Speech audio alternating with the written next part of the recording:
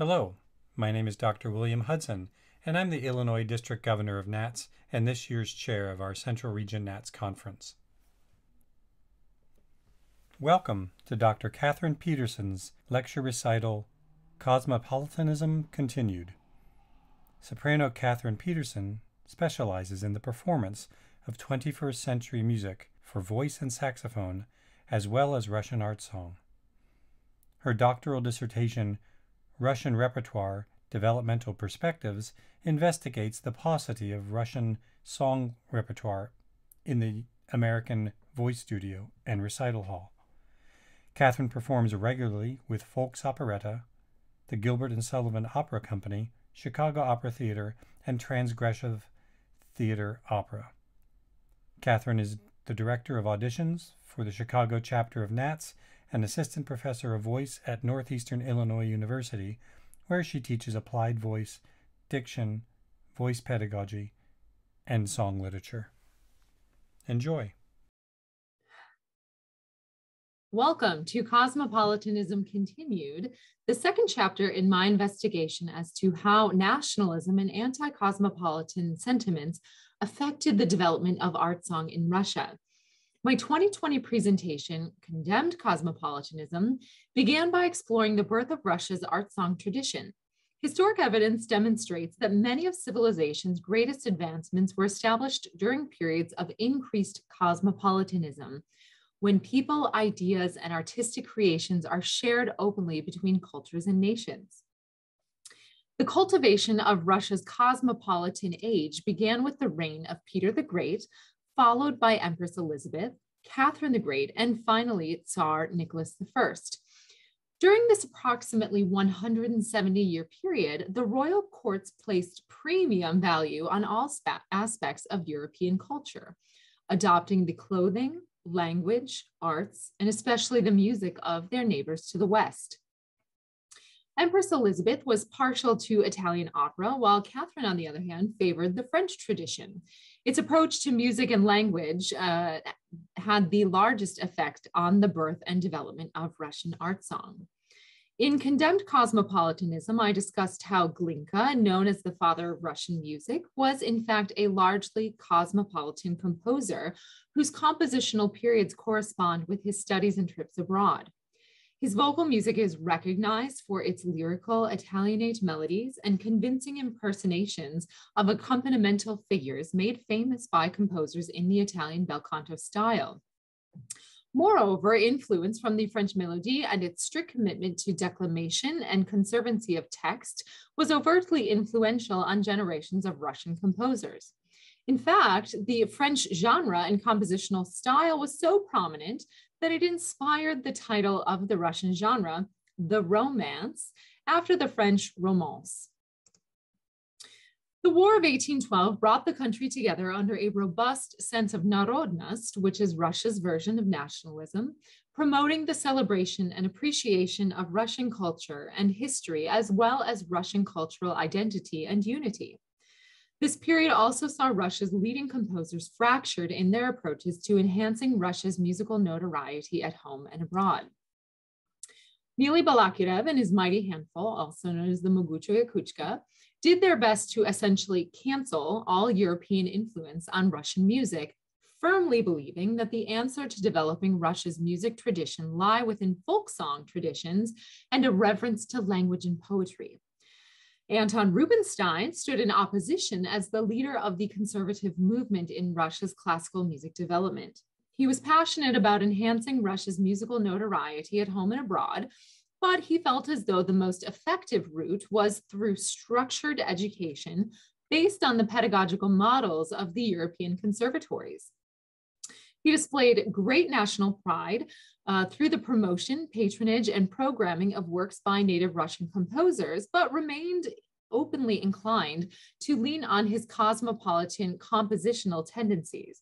It is no surprise then that he became close friends with the OG queen of cosmopolitanism herself, Pauline Viardot. Pauline Viardot was one of the greatest singers and composers of her era and has been receiving a lot of press lately as we just passed her 200th birthday. Viardot wrote over 100 songs in 5 languages, expertly capturing the national trends and sonorities of each. Pauline was born in Paris in 1821 to a family of famous singers with the notorious Manuel Garcia I at the patriarchal head. At a young age, she showed prodigious talent at the piano, taking a few lessons with Franz Liszt and eventually becoming close friends with Friedrich Chopin. It was her desire to become a concert pianist, but after her father's death in 1832, Pauline's mother forced her to focus on singing lessons and took her away from the piano. Viardot was highly regarded for her immaculate vocal technique and dynamic expressivity. Operatic engagements and her own sheer determination took her to the greatest concert halls across the world, eventually stopping in Russia from 1843 to 1846. Though she was there to sing Italian operas, Viardot quickly developed an affinity for the Russian language and art song. It was actually she who began the tradition of interpolating Aliev Salovey into the music lesson scene of Rossini's Barbara of Seville. April Fitzline notes in her biography on Viardot that the press reported that Pauline pronounced Russian vowels like a true Muscovite. She had always displayed a noteworthy facility for foreign language acquisition, but seeing how Russian audiences reacted to hearing songs in their native tongue inspired a new pursuit. She considered she had a mission to make Russian music better known and appreciated both in Western Europe and in Russia itself. It may have been impertinent for a foreigner to endure such a mission, but Pauline must be given credit for having done much to make the music of Glinka, Dargamushki, and later Borodin and Tchaikovsky known to the West. She was not unequivocally endorsed, though, by the Russian public, as Fitzline found a newspaper citing that, at the time, Viardot has many ill-wishers in St. Petersburg, especially since she began to acquaint us, Russians, with Russian music. Regardless, Pauline Viardot enjoyed singing concerts of works by Glinka, Dargamushki, and their contemporaries, periodically with Anton Rubinstein accompanying her at the piano.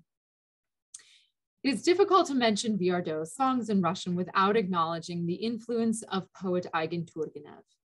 Turgenev was considered Alexander Pushkin's heir to poetic distinction in Russia, but was often criticized for his lack of overt nationalism.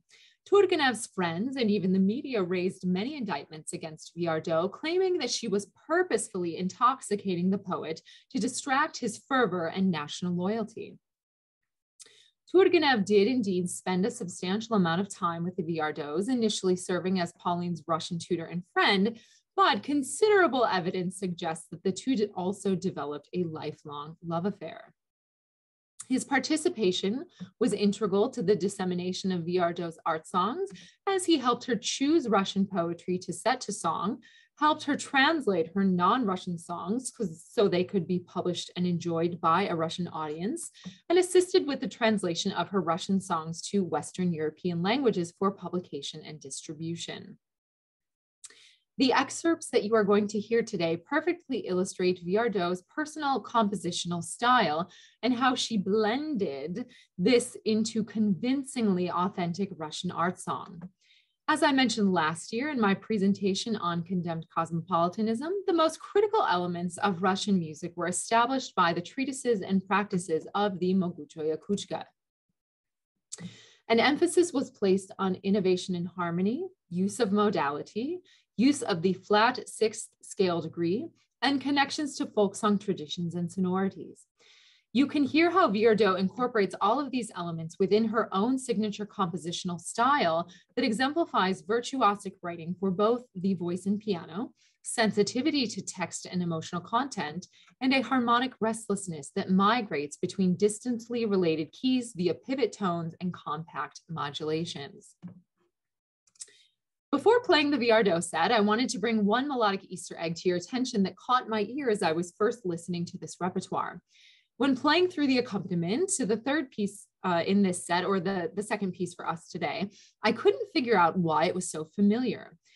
It was, in fact, so familiar that I was sure I had heard it before, but was equally confident that the piece was entirely new to me.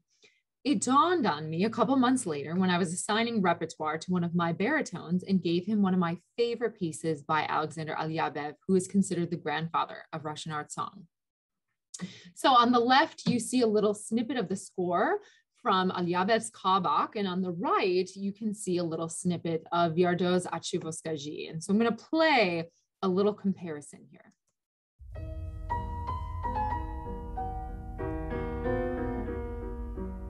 And then Viardot's.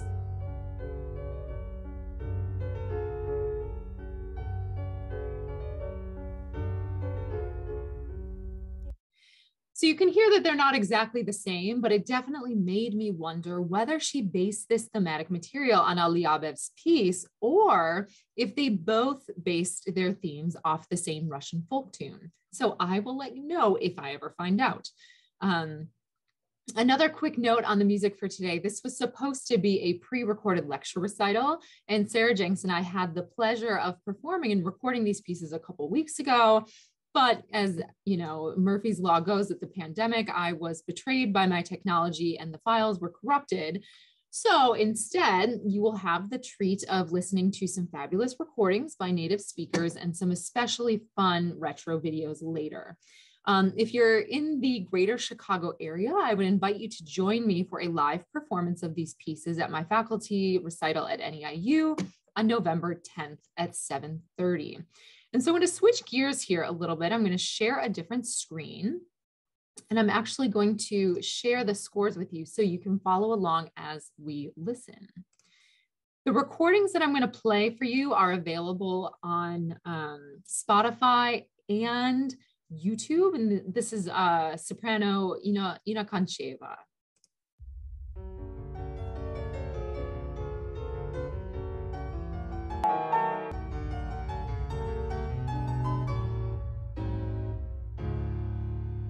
Если правда, что в ночи, когда покоятся живые, из неба лунные лучи скользят на камни гробовые, о, если правда, что тогда пустуют тихие могилы, я тень не зову,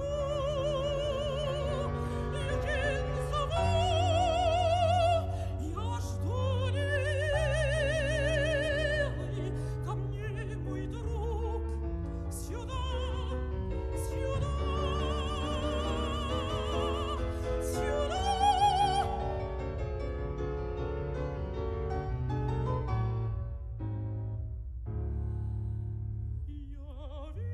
Возлюбленная тень, как ты была перед разлукой, бледна, хладна, как зимний день, и скажет о последней мукой. Приди, как дальняя звезда, как легкий звук дуновения, или как ужасное все равно, сюда, сюда. Зову тебя не для того, чтобы укорять людей. Я злого убила друга моего, и чтоб изведать тайны гроба, не для того, что иногда сомнений мучусь.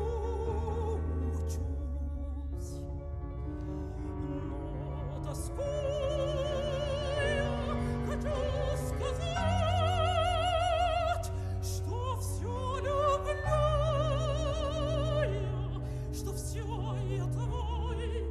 Сюда, сюда.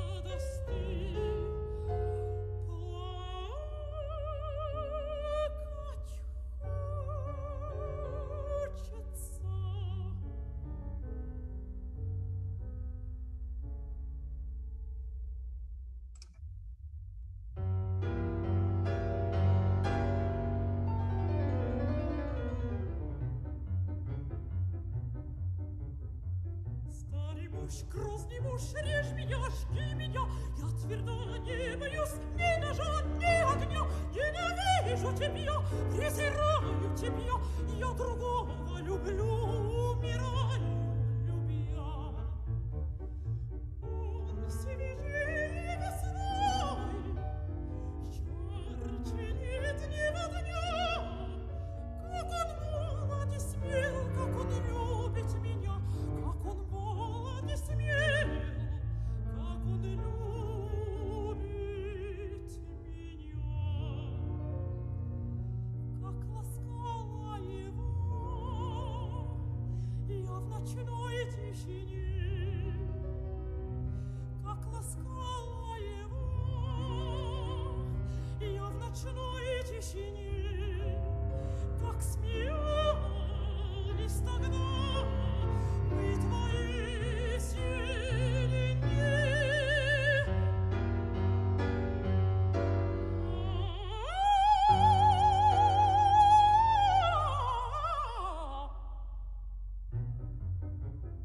Старый муж, грозный муж, режь меня, жги меня, я твердо не боюсь ни ножа, ни огня, ненавижу тебя, презираю тебя, я другого люблю, умираю, любя.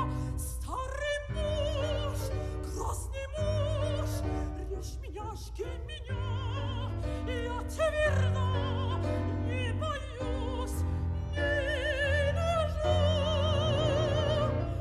ни огня.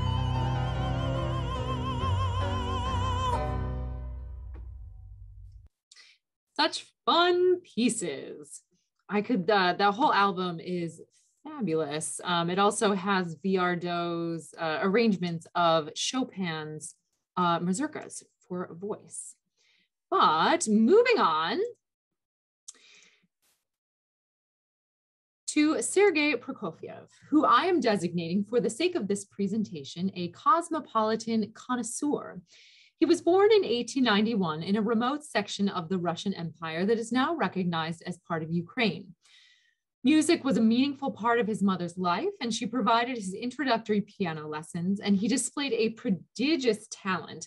And after a few lessons with composer and teacher Alexander Glazunov, he urged that the Prokofievs send their son to this conservatory to pursue a career as a professional musician, stating with blunt insistence that if a child with abilities like your son's shouldn't be sent to the conservatory, then who should?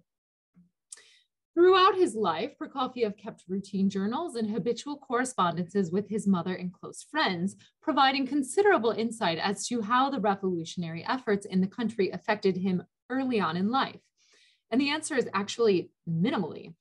The city violence, strikes, and conservatory riots that followed the events of the Bloody Sunday Massacre in 1905 seem to have little emotional effect on the 14-year-old pianist. In his letters, he dutifully reported the events with the indifferent, detailed precision of a newscaster. The musical developments leading up to the Bolshevik Revolution seem to have little influence on his compositions as well.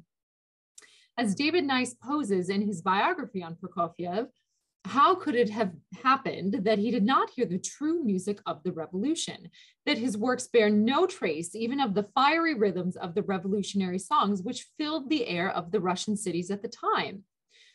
Well, when Lenin returned from exile and the Bolsheviks attempted to seize power, Prokofiev's mother had whisked him away to compose in the quiet countryside. During his time at St. Petersburg Conservatory, Prokofiev was viewed as a musical rebel and felt as though he was not receiving his due admiration. Hence, after graduation, Sergei was determined to conquer the musical territory abroad. Only intending to tour for about a year or so, Prokofiev was granted reluctant permission in 1918 by cultural affairs leader Anatoly Lunacharsky, who told him, "You are a revolutionary in music as we are in life. We should work together. But if you want to go to America, I will not stand in your way." It was Prokofiev's original intent to reach the United States via South America, but he missed his boat from Japan to Valparaiso and ended up going directly to San Francisco. He did not experience the warmest reception in the States and ended up in New York City before finding a more secure footing in Chicago. His luck seemed to turn around when he secured a commission from the Chicago Opera Company to complete his opera, The Love for Three Oranges, which he had begun writing on the boat ride to San Francisco. At the same time, he was writing his Opus 35, 5 songs without words, finishing them in December of 1920 on a short trip to Los Angeles. The cycle of vocalises was originally composed for Ukrainian soprano Nina Koshets, described as one of the greatest sopranos of her time, and for whom Rachmaninoff wrote his Opus 38. Prokofiev wrote the set to capitalize on Nina's sense of rubato, secure tone, and immaculate breath control. The rich, otherworldly harmonies provide a silken and vibrant ambiance through which the wide-ranging vocal melodies alternate between passionate dominance and expressive counterpoint. David Nice describes them in the following manner. The pitching and irregularity of the melodies, which etch themselves in the mind after a second or third hearing, are far from easy to negotiate, though the shapes become easier and more identifiably the composer's own in the last 2 songs as he moves from fugitive visions to the dance-like clarity of his more elegant earlier piano pieces. We're only going to listen to the first 3 from this cycle to save enough time for a selection from Prokofiev's Opus 104 to compare his output after returning to Russia and settling permanently in Moscow in 1936. In the meantime, you will hear characteristics most closely associated with Prokofiev's music as he was composing abroad. Most scholars agree that he deferred to classical forms, created graceful melodies with lyrical charm and athletic wide leaps, and employed harmonic language that embodied a bright effervescence, exhibiting whole-tone exoticism, impressionistic tenderness, and harmonic piquancy. A most applauding endorsement comes from Richard Taruskin, who states, "Prokofiev's facility of an invention will never cease to amaze me. Likewise, his gift of finding melodies and harmonies that are simple enough for anyone to like, yet are stylistically unique, convincing, and at their best, magically evocative. And so I'm going to switch gears again, and we're going to listen to the first three of Prokofiev's Opus 35, and I have the score for us to follow along.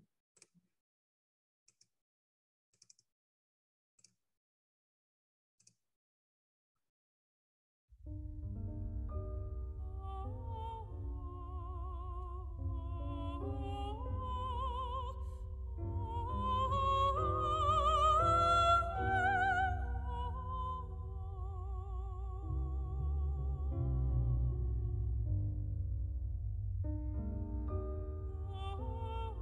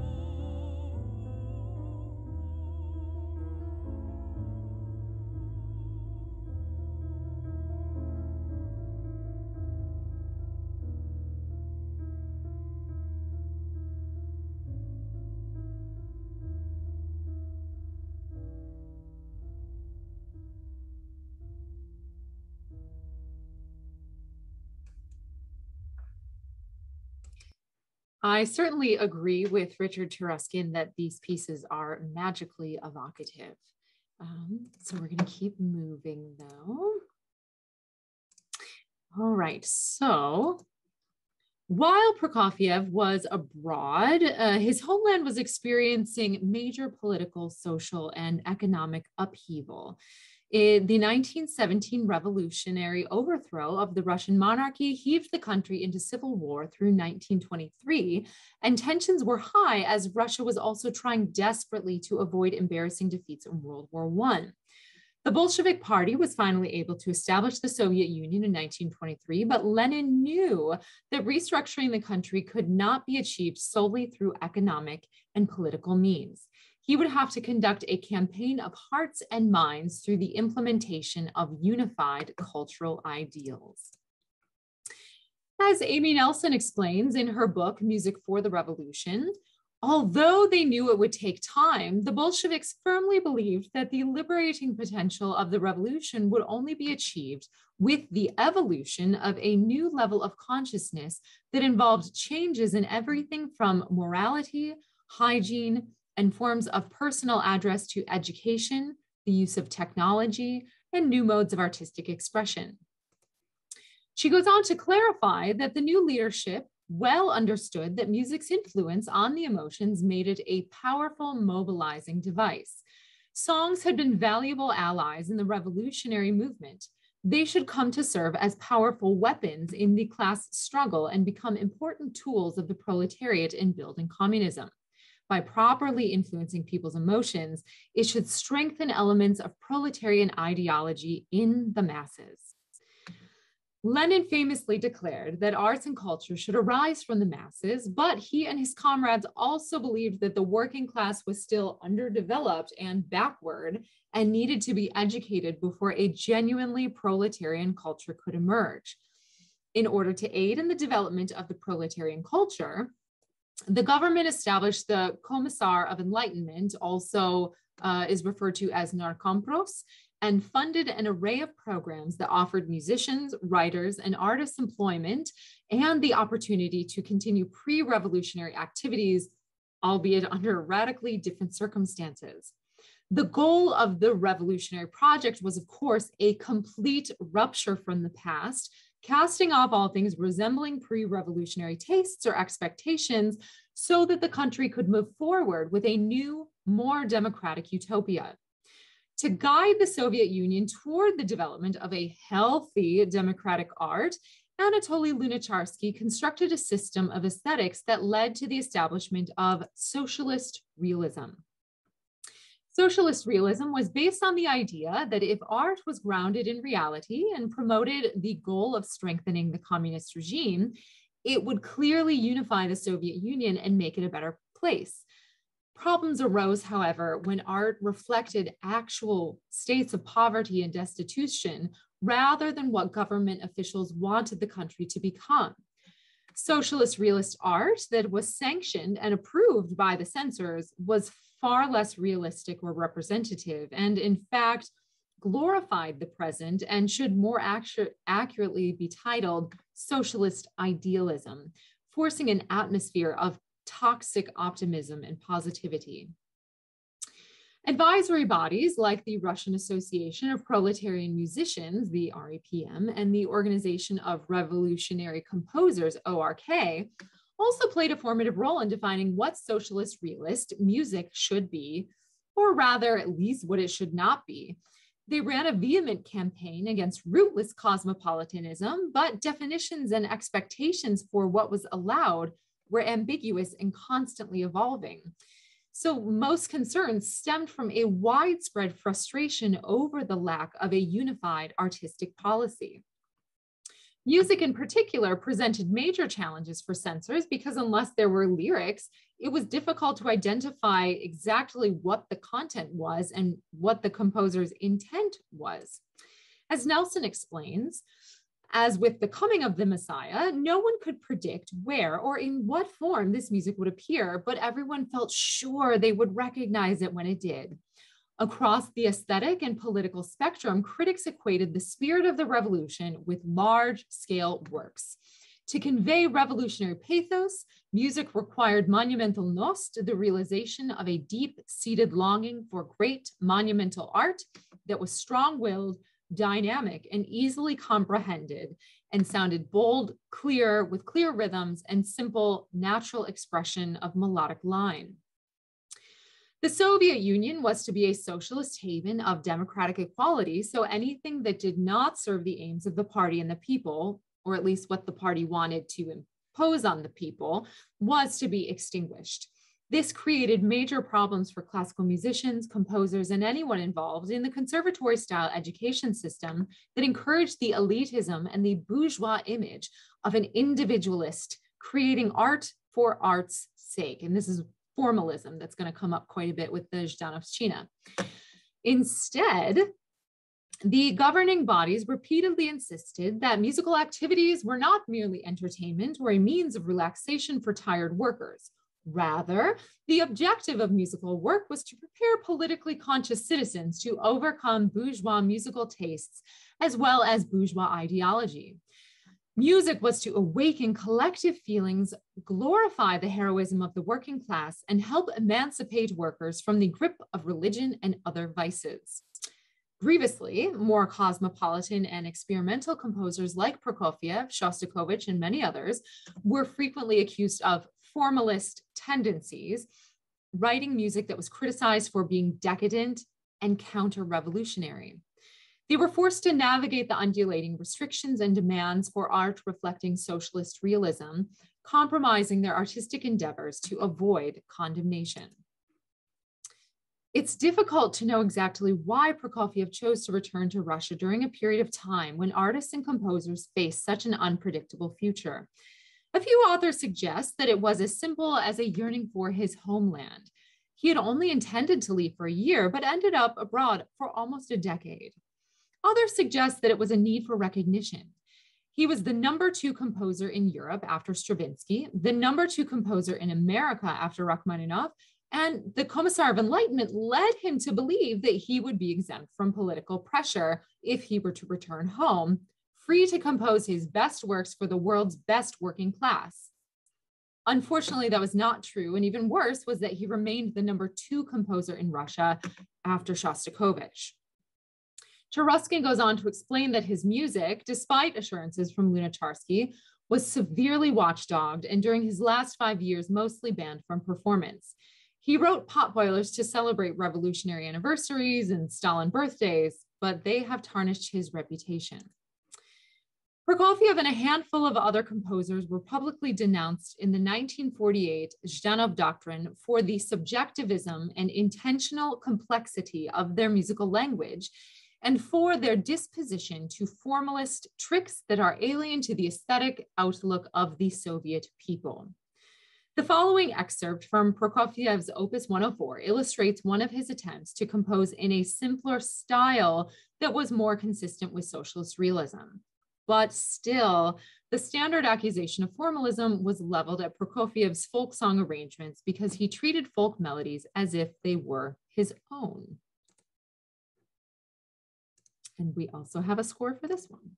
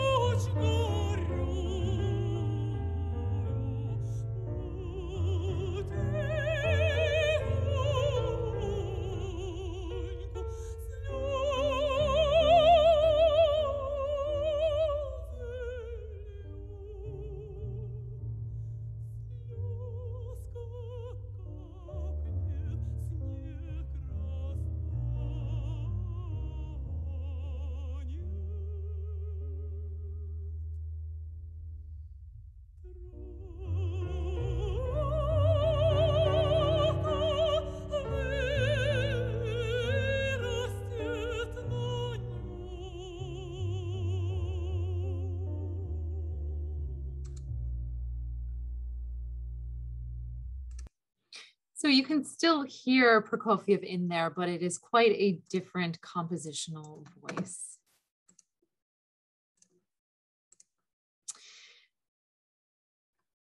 So the government elites did their best to control the culture and music dispersed throughout the country, but radical changes were taking place in the Soviet social structure by the 1930s, and the country was going through an accelerated urbanization accompanied by important cultural changes. The USSR was a melting pot of fringe elements because of voluntary and forced resettlement, socialism's top priority construction projects, and mass migration from one end of the huge land to the other. Lenin's original insistence that the dominant culture should be proletarian and come from the people presented significant challenges that are easily recognized once one understands that the entire proletariat included the area that we now recognize as these 15 countries with 100 distinct nationalities and over 2 million industrial workers. Government leaders tried to mold an acceptable dominant culture through efforts of kulturotvorstvo, literally meaning bringing culture, in the hope that art would overcome divisions within Russian society, to break down the walls between professional musicians and the people, and to join the masses who are pining for music in the depths of their souls. Veiled within this was also a deep-rooted hostility toward popular culture that embraced cosmopolitan forms and bourgeois decadence. The RIPM and ORK did their best to abolish any music that indulged individual emotions, pushing instead songs that focused on the travails and exploits of the revolutionary period. Lenin's and Stalin's leadership and the historic, glorious destiny of the Soviet Union. This repertoire included workers' songs, marches, revolutionary songs, Soviet mass songs, and agitki, a label developed for the agitational art and poetry of the Civil War. They were utilitarian and had specific and fairly modest purposes. Unfortunately, they were also very boring and repetitive, and the proletarian did not care for them. Instead, the working class preferred the light genres that featured syncopated dance rhythms, sentimental lyrics, harmonic suspensions, and chromatic melodic conventions. Many songs from these genres were written with a hint of nostalgia and a nod to the Russian romance of the 19th century. The condemned genres that included such decadent and intoxicating practices were Western European waltzes and tangos, American foxtrots, and the Soviet Union's very own cruel romances, underworld songs, and Tsiganschina songs. Government officials saw them as a narcotic distraction that dulls the will, discourages striving and development, and brings everything back to a starting point. The suspensions, melodic chromaticism, and heart-rending skips by minor sixths and sevenths convey decadent dissoluteness and lack of will. What's more is that the cruel romances and underworld songs were distinguished by their overwrought, trite music and ironic, melodramatic lyrics about illicit love, betrayal or infidelity, telling the woes and exploits of homeless children, criminals, and the down and out. Not exactly topics that portray socialist idealism or glorify the state of the Soviet Union. So today's presentation will close with a set of songs by composers who faced harsh persecution for their artistic contributions, particularly those depicting the revival of the Russian romance. Boris Prozorovskii's songs amassed considerable acclaim with the general public, but the government deemed his work counter-revolutionary. He was arrested in 1930 and sent to a gulag labor camp for 3 years. He continued to write and perform after his release, but was subsequently arrested and executed in 1937. Fomin was never able to complete his education at the St. Petersburg Conservatory as his studies were interrupted by the 1917 revolution. However, he quickly found himself in favor with Lenin and volunteered to join the Red Army. Unfortunately, his status curdled by 1929, and several of his songs were banned before facing arrest and political imprisonment in 1937. These emotionally charged romances integrate folk idioms and elements of klezmer music to create a genre evoking the cherished cabaret pieces by composers including Per Weil, Friedrich Hollander, and Eric Satie, and many others, of course. Though their music was suppressed by the Soviet censors, a handful of pieces made their way across the borders and overseas, finding favor in Europe and in the United States. Boris Fomin's The Long Road will sound very familiar to many of you, and I hope you will sing along at home. If we were all together live, I would encourage you to sing along with me. And so we're going to switch gears once again because there are some kind of fun retro videos. I'm not going to pull up scores for this. We're actually going to watch some stuff from YouTube.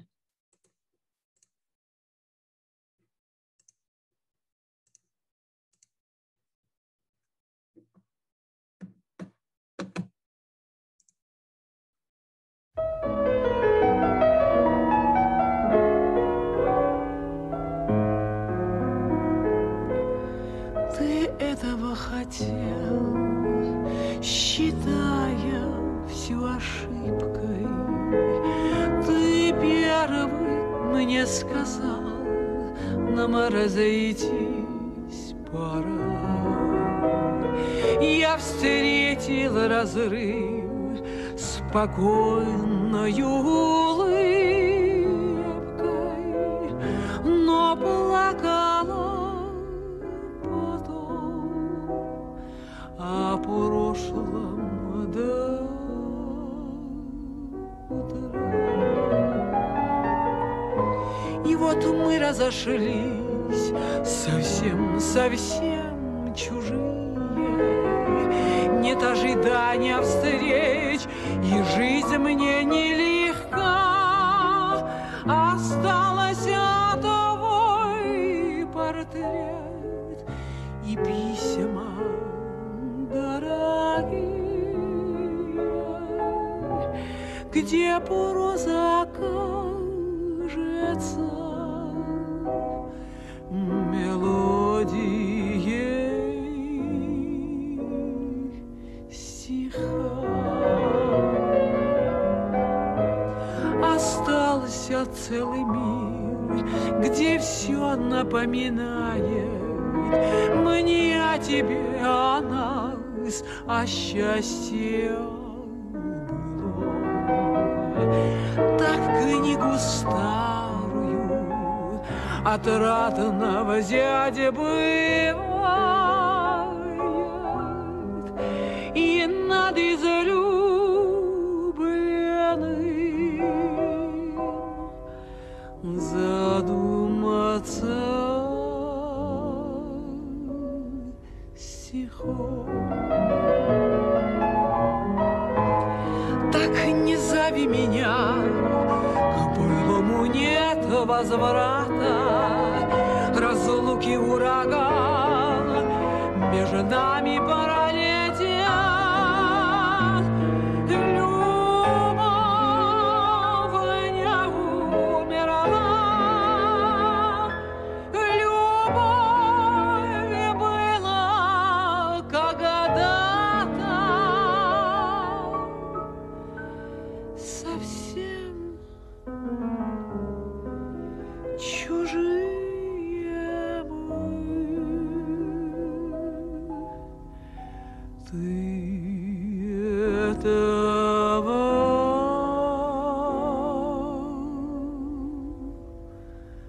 хотел. Oh, I could listen to that for hours. We're only going to listen to one verse of the next little chestnut for the sake of time.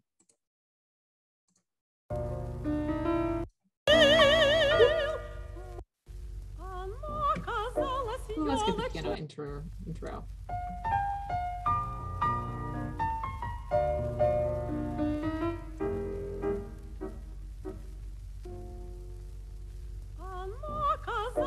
Елочной игрушкой в оригинальной шубке из песцов. Красивый ротик, маленькие ручки, такой изящной феей чудных снов. Она казалась розовой пушинкой, когда мы повстречались на катке. Она в ту ночь приснилась мне снежинкой,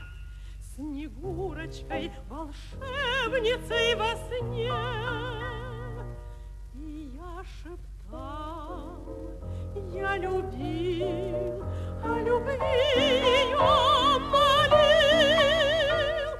Моя снежинка, моя пушинка, моя царица, царица грез, моя снегурочка, моя кристальная, к твоим ногам я б жизнь принес. The piece is so adorable. If you weren't following along in the translation, I encourage you to check it out. It's about a fairy princess and ice skating and looking for this beautiful woman. So the last one we're going to listen to today, I hope that many of you find it familiar. I certainly remember running around the house as a kid singing this with my mom in English, of course, and I was completely shocked to learn that it was actually written in Russia in 1927, I think.